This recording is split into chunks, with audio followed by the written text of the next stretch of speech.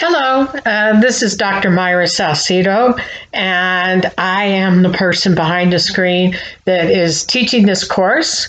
A lot of teachers collaborated in some of the lectures, in some of the design, and their names will be at the bottom of pages on occasion. But there was one big glitch when Maureen Page rolled her course over into mine. There was still a page there where she was in the introduction as being the teacher for the course. And I also had an introduction, but that was confusing to a lot of people. It's like, who exactly is teaching this course? Well, it's not a robot. It's not a computer. It's me. And my name is Dr. Myra Salcido, as I said. If you are a native speaker from Cuba, where my husband's family is from, you would say Salcedo. And if you're a Texan, you say Salcedo. So I'm used to it all. It doesn't bother me how you say my name. And I'll be making videos periodically. And before major papers are due, it's assumed that you have taken the prerequisites for the course, English 1301 and English 1302. You cannot pass this course if you have not taken the necessary prerequisites or have passed out of those prerequisites. It's a long day, and this is my sixth video that I'm making. So be sure and contact me right away if you think you have a problem meeting the requirements to take a sophomore literature course. So I've been teaching at UTPB for about 8 years, and I taught at UT Arlington, largely British literature. And I like visual rhetoric. Rhetoric has a bad rap, a bad name, but what it really means is the art of persuasion, to at least get people, persuade you to consider their viewpoint, whether it's in images, paintings, visual, graphic novels. I love graphic novels, and or whether it's written or verbal. Ancient rhetoricians in Greece didn't write anything down, hardly at all. They memorized their speeches, and they had ways in scaffolding outlines in their minds on how to give a speech. So in this course, we attempted to make it book-free, textbook-free. I am teaching an American literature course where the textbook is $70. And that's kind of a shame. We're trying to get costs down. But the part of the problem is we have linked to a lot of things on the internet, texts. Like, for example, a few weeks ago, there was a free link to read an electronic book of Harry Potter and the Sorcerer's Stone online. And a couple days ago, I went in, and that link is gone. The publisher's taken it down. So I'm working with other professors to see what we can do, because I don't want anybody to have to buy a book, even Harry Potter, which you can probably rent or get, from an internet site very inexpensively. I did find a site that has 1 to 50 pages of Harry Potter, and that's it. The first book. So that's the last book of the semester almost.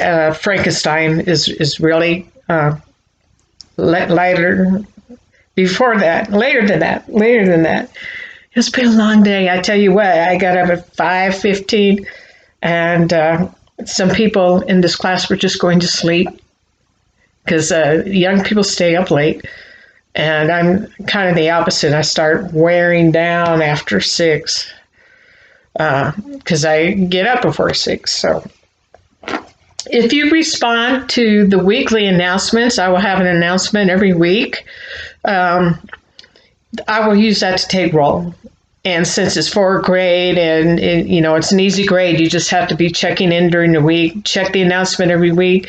I would try to lay out what is coming up for the next week in each announcement. And I will try to make more videos to explain things, because this course, I think it needs to be more in depth a little bit. And I regret that it's missing a lot in the way of visuals and images that go with the text. So I'm going to be putting up for William Blake, who lived in the 1700s. He was a poet, but he was also an artist. So I'm putting up a very grim image that he did of a black slave hanging by his ribs with hooks in his ribs from a gallows. And this actually occurred. And Blake was considered political for doing this illustration painting. He did what he called illuminated illustrations. And this is a old textbook, the kind of book you used to need to get. And William Blake painted this.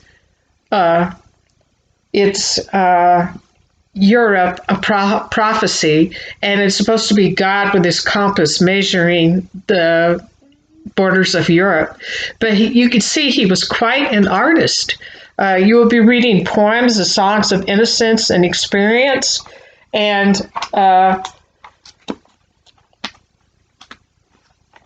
if you have the book, you would know that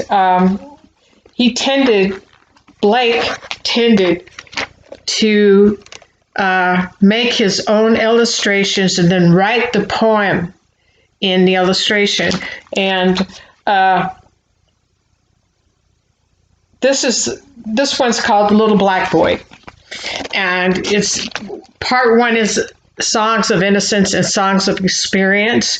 And interestingly enough, when it talks about the good side, the little black boy's skin is lighter, not entirely politically correct, but he was considered subversive for the times for even bringing in the fact that people can be different ethnicities, races, and people from Africa. Their slaves were being brought over from Africa. And it's considered visual rhetoric to read that this tree, this bower, curves over the little black boy and the white boy, and Jesus is kind of bowed forward. And so both races are included in this graphic design. So that's kind of the kind of stuff I like to read. I like the images, and I'll put some up.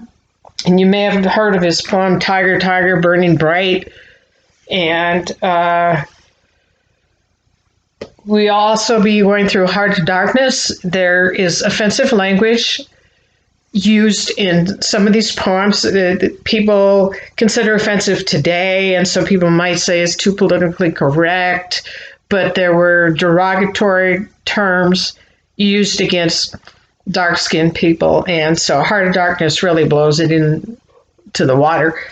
And this is a 1970s copy of Heart of Darkness, where the African, where the narrator actually goes to Africa. The African on the cover looks like an alien, and what's with all the suns around his head, and his head is real narrow. And anyways, it was like, they thought people were different species. This is from the 70s.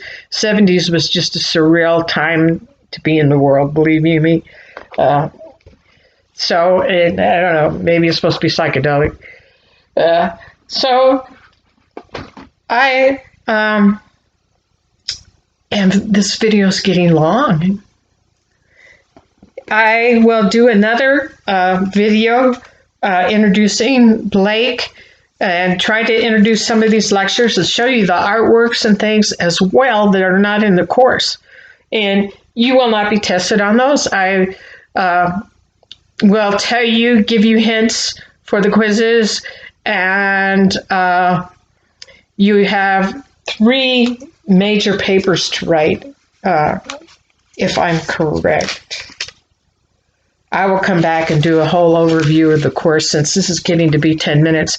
And basically, I wanted you to know, hey, there's a person out there who's reading everything you write, and I appreciate it. I'm enjoying the getting to know you letters, and I love a lot of the works in this course, so it'll be fun. And I'm going to keep it short tonight, so I can spool this up in a few minutes, and I will get some more photos to show you before you read Songs of Innocence, Songs of Experience by William Blake.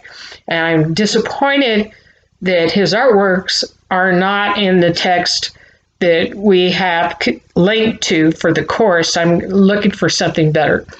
And if you notice a broken link, don't hesitate to tell me and let me know if something's wrong, or if another teacher pops up in the course and introduces herself again.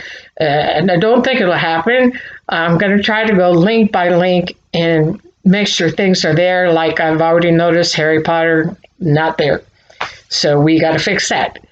And that is the tyranny and the beauty of trying to have a textbook-free course by linking to things on the internet, free text, and books don't go away. But I mean, these are the $70 books for my American Lit class, and you can imagine just trying to put this 7 pounds in your backpack and walking around, and it's like, really? But we cannot find enough of the text online to make free textbook. So it's really good talking to you. And if you have any questions, you can text me. Text first in case I'm making a video or on the road somewhere. I'm sitting here with a broken ankle tonight, so I'm not going anywhere much. But I will be on campus tomorrow, the 15th and the 16th, usually all day Wednesdays and Thursdays. And that's about all I could take right now until I could walk again. I slept on a wet tile on the floor, and my foot just came down. Bam, I broke my ankle in 3 places on my left foot. And the x-rays are pretty exciting to look at, with all the pins that are in there and all. So I may, if you want, I'll put in a picture of my x-rays for my crazy foot. So this should be a fun course, and it is good talking to you all tonight, and I will see you at the next video.